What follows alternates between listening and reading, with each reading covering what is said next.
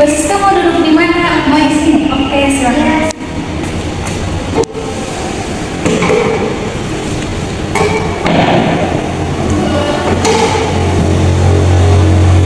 Mbak Siska gimana kabarnya?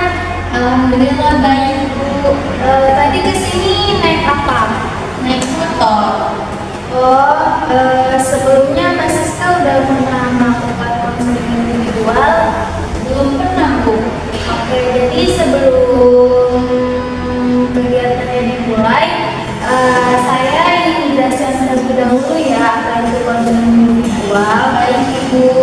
Jadi konseling individual itu proses kegiatan profesional yang dilakukan secara face to face antara konselor untuk saya dan Mbak Siska itu sebagai kliennya.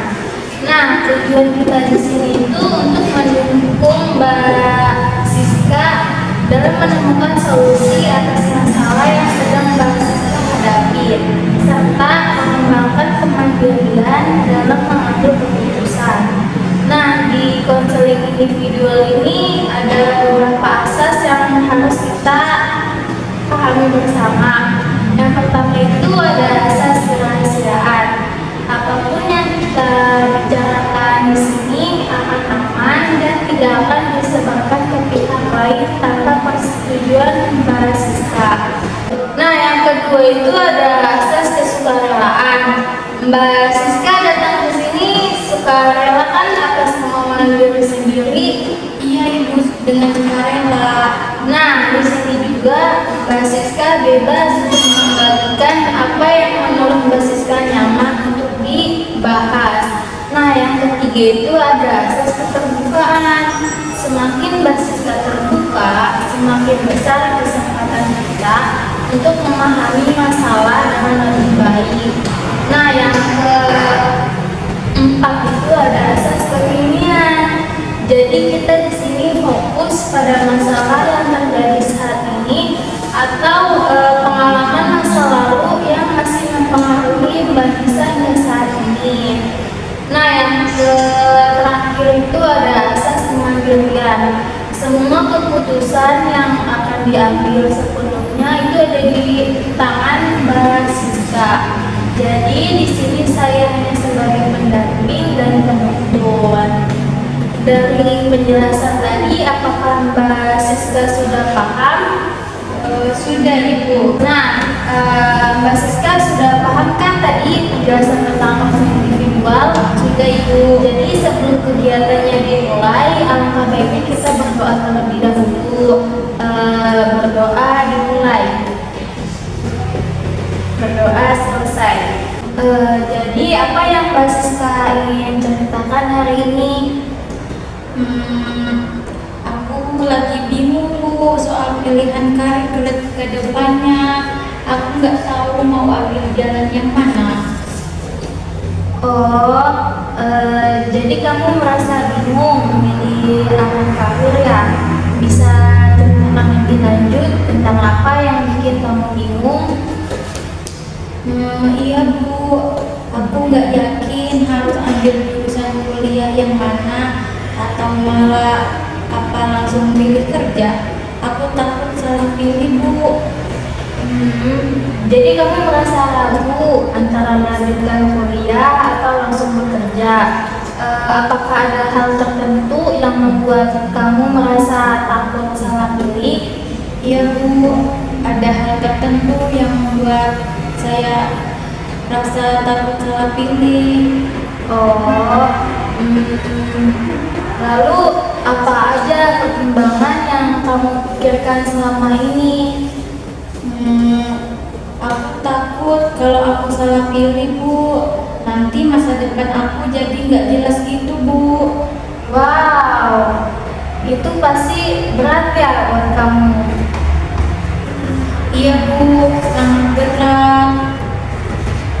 Jadi, kamu takut salah pilih karena kamu ingin memastikan masa depan yang terarah ya? Apa ada orang yang biasanya kamu jadikan tempat bertanya soal karir?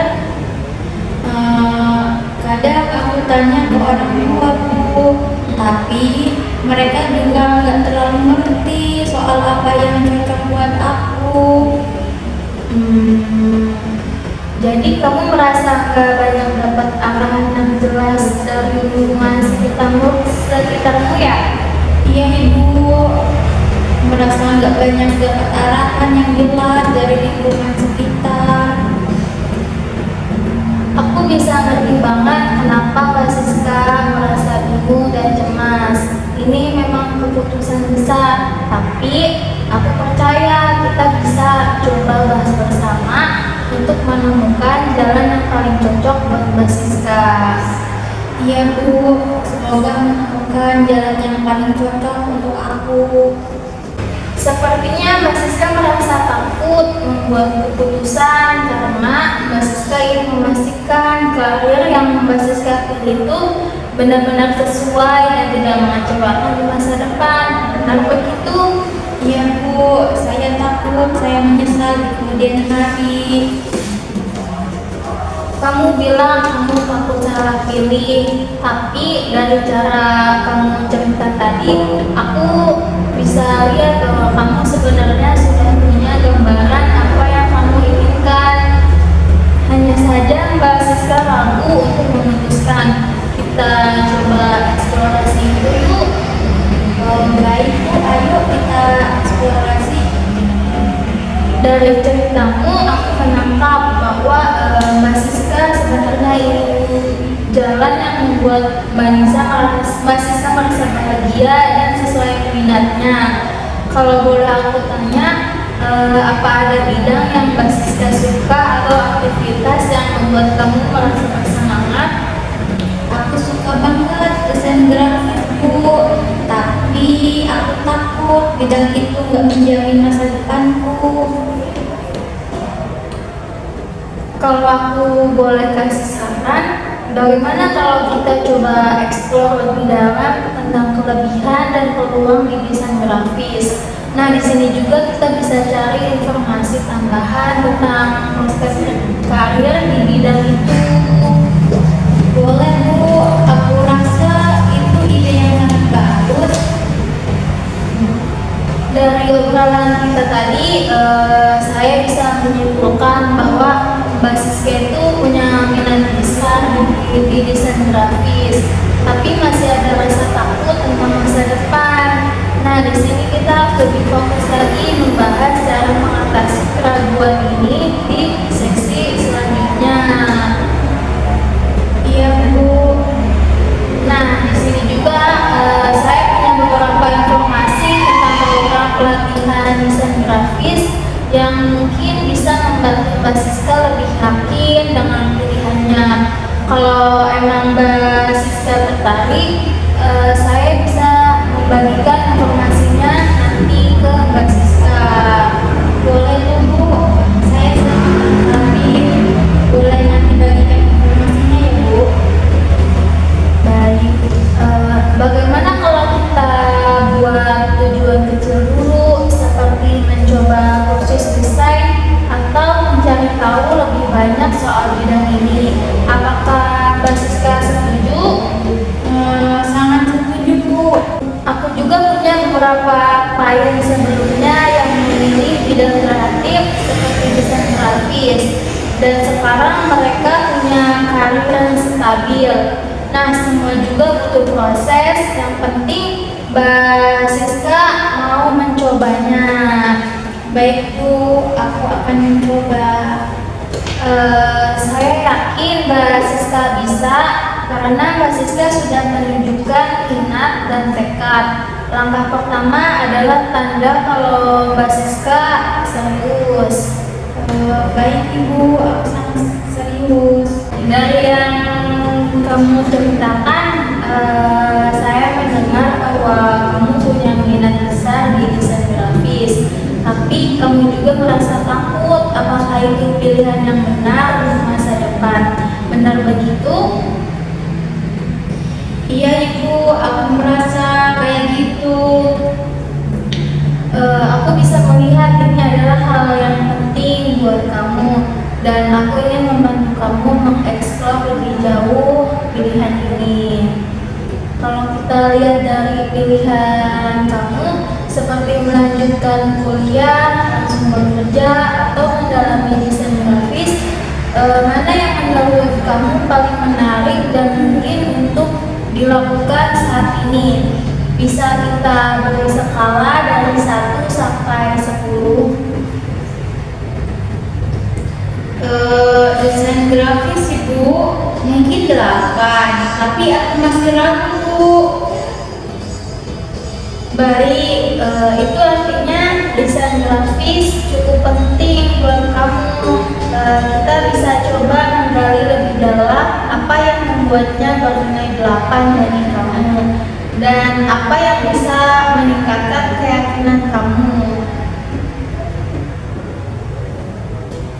Iya Bu, itu sangat penting buat aku.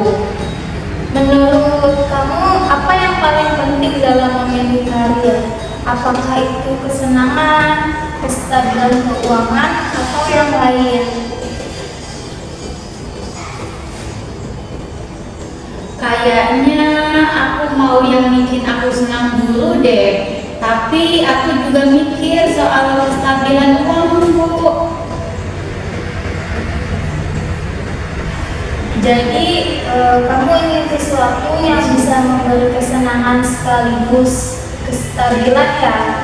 Kita coba lihat bagaimana desain grafis bisa memenuhi kedua aspek tersebut. Kalau kita pikirkan berbagai cara untuk mengatasi keraguan ini, apa saja kemungkinan yang bisa kita coba? Misalnya magang, kursus, atau berbicara dengan seseorang yang berkarir di bidang ini. Mungkin aku bisa coba magang Bu, tapi aku belum tahu di mana tempat yang pas untuk aku Bu. Itu ide yang bagus. Kita bisa cari tahu tempat-tempat magang yang sesuai dengan minat kamu. Kamu tahu memilih karir itu seperti memilih jalan di persimpangan. Kadang kita nggak yakin jalan yang mana yang benar, tapi kita nggak akan tahu kecuali kita mencoba melangkah. Menurut kamu, langkah kecil apa yang bisa kamu ambil sekarang untuk memulai perjalanan itu?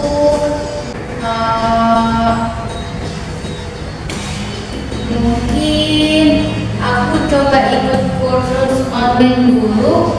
Bagaimana Bu?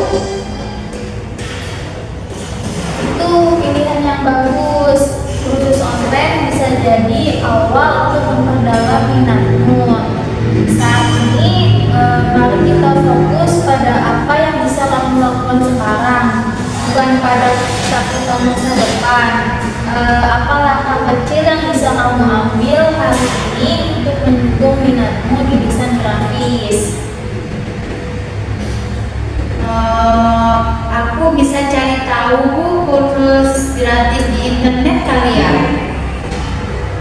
Bagus sekali. Aku bisa bantu kamu mencari sumber terpercaya. Iya Bu. Saya senang melihat kamu mulai memikirkan langkah yang jelas. Itu tanda kalau kamu punya potensi besar untuk maju. Ini adalah hal yang tidak semua orang berani lakukan. Iya Bu, itu sangat berpotensi besar untuk aku maju. Coba kamu bayangkan 5 tahun ke depan kamu sudah bekerja di bidang desain grafis yang kamu sukai. Apa yang kamu lihat? Bagaimana rasanya? Aku merasa senang dan puas dengan pekerjaanku Bu. Itu gambaran yang positif. Kita bisa mulai dari sekarang untuk mewujudkan visi kamu itu. Bagaimana kalau minggu ini kamu coba buat satu desain kecil, entah itu poster atau ilustrasi sederhana.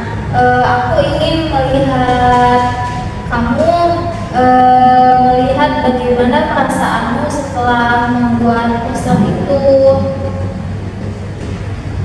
Boleh Bu, aku nanti mencobanya.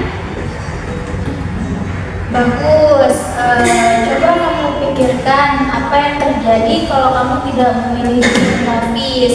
Apa yang mungkin kamu rasakan nanti? Nah, mungkin aku sangat menyesal Bu karena nggak mencoba. Nah, itu artinya kamu tahu bahwa mencoba adalah hal yang penting untuk Mbak Siska. Iya Bu.